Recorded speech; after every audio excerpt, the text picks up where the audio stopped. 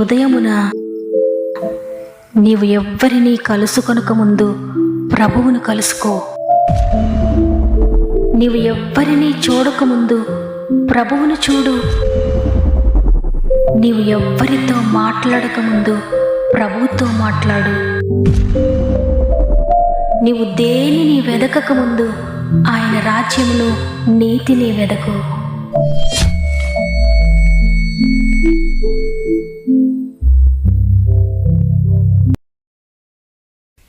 Praise the lord.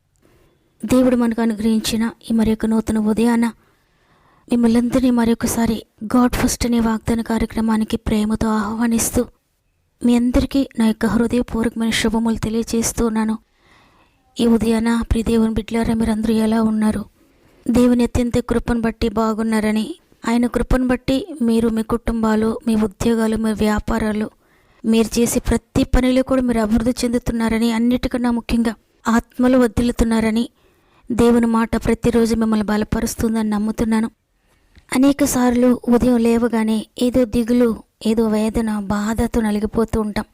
అటువంటి నిరుత్సాహం కలిగించే సమయంలో నిన్ను ధైర్యపరచాలని, నిన్ను బలపరచాలని ఆయన జీవము కలిగిన తన మాటలను నీకు అనుగ్రహిస్తున్నాడు. కాబట్టి ఆయన మాట తీసుకొని దినమును మనం ప్రారంభిద్దాం. దినమంతా శక్తి కలిగిన దేవుని మాట మనల్ని తాకుతూనే ఉంటుంది. ఎన్ని ఒడిదుడుకులు వచ్చినా, ఏ పరిస్థితులు ఎదురైనా సరే కృంగిపోకుండా మనల్ని నిలబెడుతుంది. కాబట్టి దేవుని మాటతో, ప్రార్థనతో మీ దినమును ప్రారంభించండి. రోజంతా దేవుని సన్నిధిని అనుభవించండి. అదేవిధంగా సమస్యల శోధనలోని మీరందరూ కూడా తప్పకుండా నాకు తెలియచేయండి కామెంట్స్ ద్వారా. దేవుడు నా హృదయంలో పెట్టిన భారమును బట్టి మిమ్మల్ని అందరిని గురించి ప్రార్థిస్తున్నాను. మీ ప్రతి కామెంట్ చదివినప్పుడు మిమ్మల్ని గూర్చి ఎంతో భారం మా హృదయంలో కలుగుతుంది. మీరందరూ కూడా ప్రతి సమస్య నుండి విడిపించబడాలని, మీ జీవితంలో దేవుడు నెమ్మదినివ్వాలని, శాంతిని, సమాధానాన్ని అనుగ్రహించాలని మిమ్మల్ని అందరినీ దేవుని చేతులకు అప్పగించి, ఈ ప్రతి సమస్యను కూడా యేసు రక్తానికి అప్పగించి ప్రార్థిస్తూ ఉన్నాను. మీరు కూడా ప్రార్థించండి. ప్రార్థనే మన జీవితాలను మారుస్తుంది. ప్రార్థనే మన జీవితాలను నిలబెడుతుంది. సమస్త మహిమ, ఘనత, ప్రభావములు దేవునికి చెల్లునుగాక. ఈరోజు ప్రభు మనకు అనుగ్రహిస్తున్న శ్రేష్టమైన వాగ్దానం చదువుకుందాం. కీర్తనలు 118వ అధ్యాయము 5వ వచనము. ఇరుకునందుండి నేను యెహోవాకు మొరపెట్టి తిని, విశాల స్థలమందు యెహోవా నాకు ఉత్తరమిచ్చెను. ఆమేన్. ఈరోజు ఈ వాగ్దానాన్ని వింటున్న ప్రియ దేవుని బిడ్డలారా, కీర్తన గ్రంథంలో చాలా అధ్యాయాలు, చాలా మట్టుకు దావీదు భక్తుడు రాశాడు. ఈ కీర్తన సారాంశం అంతా మనం ఒకసారి గమనిస్తే, దావీదు మహారాజు ఎటువంటి ఇరుకులు గుండా వెళ్ళాడు, ఎటువంటి ఇబ్బందులు ఆయనకి ఎదురయ్యాయి, ఏ శత్రు పోరాటాలను ఎదుర్కొన్నాడు, ఆ ఇరుకులో ఉన్నప్పుడు, ఇబ్బందులు ఉన్నప్పుడు ఆయన ఏం చేశాడు, ఏ విధంగా ప్రార్థించాడు, ఏ విధంగా దేవునిపై ఆధారపడ్డాడు, ఆయనపై ఆనుకున్నాడు, దేవుడు ఏ విధంగా ఉత్తరం ఇచ్చాడు, ఏ విధంగా ఆ ఇరుకు నుండి దేవుడు ఆయన విడిపించాడు, ఏ విధంగా ఆయనను సేవ్ చేశాడు, తరువాత ఆయన ఏ విధంగా దేవుని స్తుతించాడు, ఏ విధంగా దేవుని కొరకు నమ్మకంగా జీవించాడు, ఏ విధంగా పాపమును కొరకు పశ్చాత్తాపడ్డాడు, ఏ విధంగా పాపమును విడిచిపెట్టాడు అనే విషయాలు మనకు ఎంతో స్పష్టంగా అర్థమవుతాయి. నేనెందుకు ఈ విషయాలు చెప్తూ ఉన్నానంటే, దావీదు మహారాజు తను గొర్రెల దొడ్డులో గొర్రెల కాపరిగా ఉన్నప్పుడు ఏ విధంగా దేవునిపై ఆధారపడ్డాడో, అదేవిధంగా మహారాజైన తర్వాత కూడా తనకు కలిగిన ఇరుకుల్లో, ఇబ్బందుల్లో, శ్రమల్లో, శత్రుబాధల్లో, అనారోగ్యాల్లో అన్నిటిలో కూడా దేవుని పైన మాత్రమే ఆధారపడ్డాడు. రాజునయ్యాను కదా, నేను అన్నీ కలిగి ఉన్నాను, నాకే లోటు లేదు, నాకు ఇక దేవుడు ఎందుకు, నేను ఇంక దేవునిపై ఎందుకు ఆధారపడాలి అని తను కలిగి ఉన్న సోర్సెస్ మీద ఆధారపడలేదు. ఎన్ని ఉన్నా ఇరుకు కలుగగానే ప్రార్థనా గదిలోనికి వెళ్ళిపోయేవాడు. దేవుని యొద్ద మాత్రమే ఆయన బాధ చెప్పుకునేవాడు. దేవుని యొద్ద మాత్రమే విచారణ చేసేవాడు. దేవునిని అడిగేవాడు, అయ్యా ఈ శ్రమ వచ్చింది, నేను ఎలా వెళ్ళాలి, ఈ శ్రమ వచ్చింది, నేనేం చేయాలి, నేను ఎలా డీల్ చేయాలి, ఎలా మాట్లాడాలి, ఎక్కడికి వెళ్ళాలి, ఎక్కడికి వెళ్ళకూడదు, నాకు బోధించండి అయ్యా అని నిజమైన బోధకుడిని అడిగేవాడు. దేవునికి హృదయానుసారుడుగా ఉన్నాడు, దేవునిని ప్రేమించేవాడుగా ఉన్నాడు. అందుకే మొరపెట్టగానే దేవుడు సమీపంగా ఉండి ఉత్తరం ఇచ్చేవాడు దావీదుకి.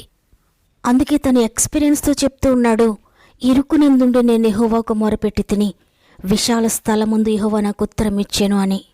కీర్తనలు 4వ అధ్యాయము 1వ వచనంలో కూడా దావీదు అంటున్నాడు, ఇరుకులో నాకు విశాలత కలుగచేసిన వాడవు నీవే అని. నిజమే, ఇరుకులో దేవుడే మనకు విశాలత కలుగచేస్తాడు. ఇరుకునందుండి మొరపెట్టినప్పుడు ఆయన ఇరుకులోనే మనకు విశాలతనిస్తాడంట. ఎంత అద్భుతం కదా!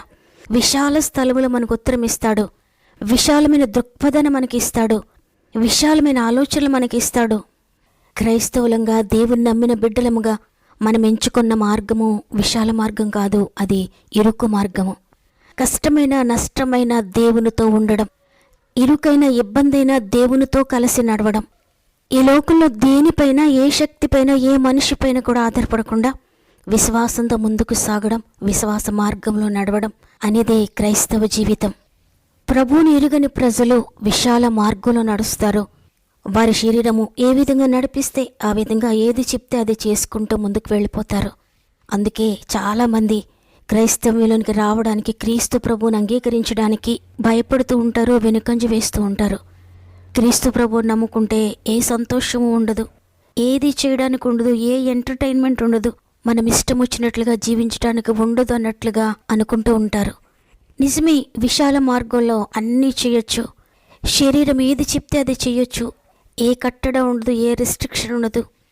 కానీ ఆ విశాలమైన మార్గంలో అన్నీ చేస్తున్నా కూడా, శరీరం అడిగిందెల్లా ఇస్తున్నా కూడా, శరీరం అడిగిందెల్లా ఇస్తున్నాము, ఎంతో ఎంజాయ్ చేస్తున్నాము అనుకుంటున్నప్పటికీ కూడా విశాల మార్గంలో సంతోషాన్ని ఎక్కడ వెతికినా నిజమైన సంతోషం వారికి దొరకదు. నిజమైన నెమ్మది, నిజమైన శాంతితో కూడిన జీవితం వారికి ఉండదు. అయితే దేవుని మార్గము అనేక కట్టుబాట్లు ఉండొచ్చు, విశాల మార్గం కాదు, ఇరుకుగా ఉండొచ్చు. ఇరుకులోనే దేవుడు విశాలత కలుగు చేస్తాడు. శరీరం కోరుకున్నదెల్లా చేయడానికి ఉండకపోవచ్చు, కానీ దేవుని మార్గంలో ఎంతో సంతోషం, ఎంతో నెమ్మది. ఇరుకు కలుగుతున్న తండ్రి అని పిలవగానే, మొరపెట్టగానే నేనున్నాను అనే దేవుడు ధైర్యపరుస్తాడు. విశాల స్థలములో మనకు ఉత్తరం ఇస్తాడు, ఇరుకులో కూడా విశాలత కలుగు చేస్తాడు. లోతు, అబ్రహాము జీవితాలను ఒకసారి మనం పరిశీలిస్తే, అబ్రహామును దేవుడు పిలిచినప్పుడు అబ్రహాము కూడా లోతు కూడా వెళ్తాడు. వెళ్ళిన తర్వాత వారిద్దరూ కూడా పశువుల మందలు కలిగిన వారు కాబట్టి ఆ స్థలము వారికి సరిపోక గొర్రెల కాపరులు గొడవపడుతున్నప్పుడు అబ్రహాము లోతును పిలిచి, నీవు తూర్పునకు వెళ్తే నేను పడమరకు వెళ్తాను, నువ్వు ఉత్తరానికి వెళ్తే నేను దక్షిణానికి వెళ్తాను.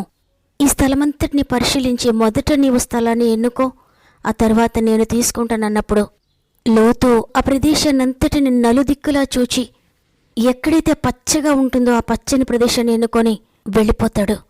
ఆ తర్వాత అబ్రహాము మిగిలిన ప్రదేశంలో ఉంటాడు. లోతు విశాలంగా ఉంటుంది కదా, పచ్చగా ఉంది కదా, చాలా బాగుంది కదా అని తన ఇష్టానుసారంగా ఎన్నుకొని వెళ్ళిపోయిన తర్వాత సొదొమ గొమొర్రా పట్టణాల్లో పాపము విస్తరించినందువల్ల దేవుని ఉగ్రత వస్తుంది. ఆ పట్టణాలు కాలిపోతాయి. లోతు భార్య ఉప్పు స్తంభం అయిపోతుంది. తర్వాత లోతు జీవితంలో కూడా ఎంతో భయంకరమైన సంఘటన జరుగుతుంది.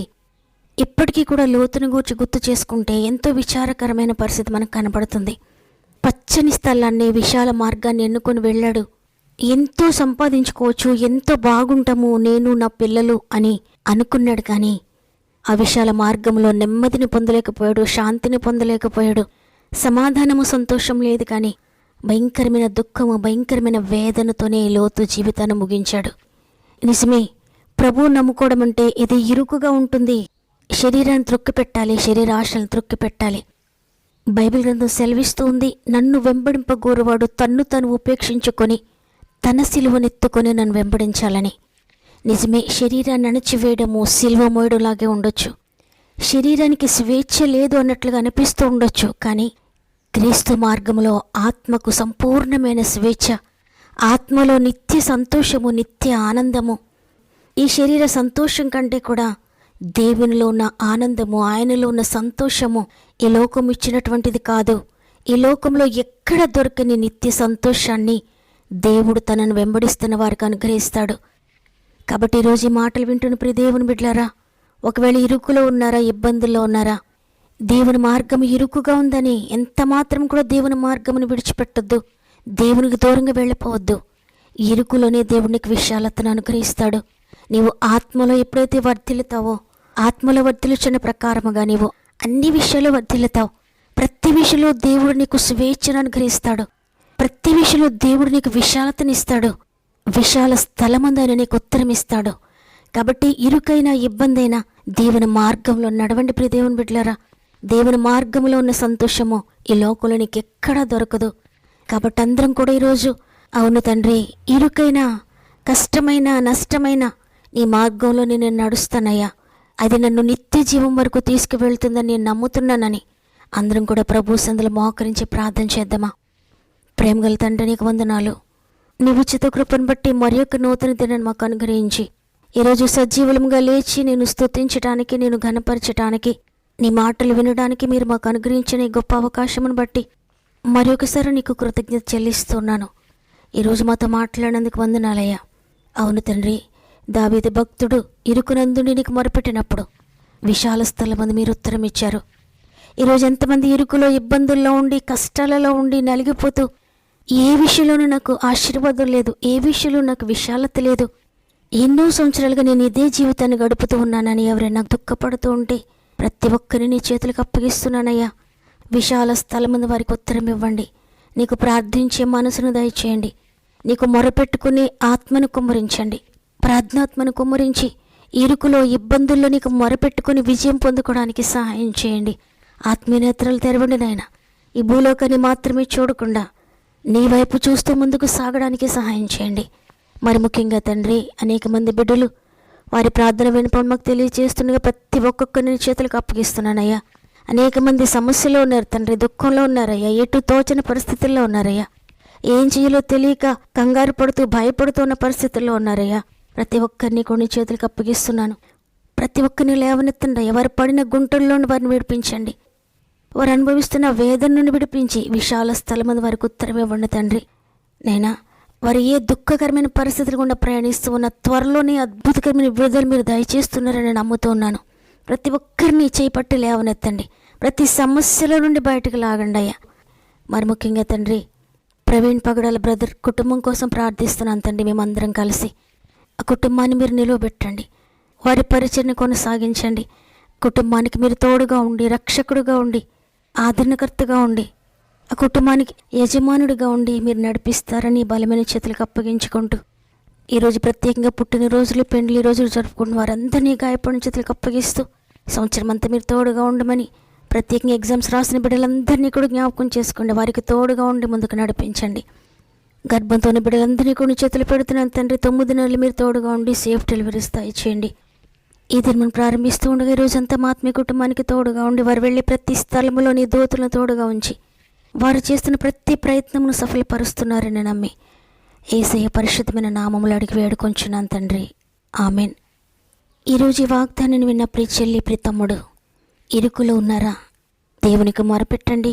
విశాల స్థలం ఉందైనా నీకు ఉత్తరం ఇవ్వబోతున్నాడు. ఈ వాగ్దానం దేవుడు నాతోనే మాట్లాడాడన్న వారు తప్పకుండా ఆమెనని చెప్పండి. మీకు అనుకూలమైతే తప్పక వాగ్దానాన్ని లైక్ చేయండి. మీ ఆత్మీయులందరికీ షేర్ చేయండి. దేవుడు మిమ్మల్ని, మీ కుటుంబాలను అత్యధికంగా ఆశీర్వదించి దీవించు.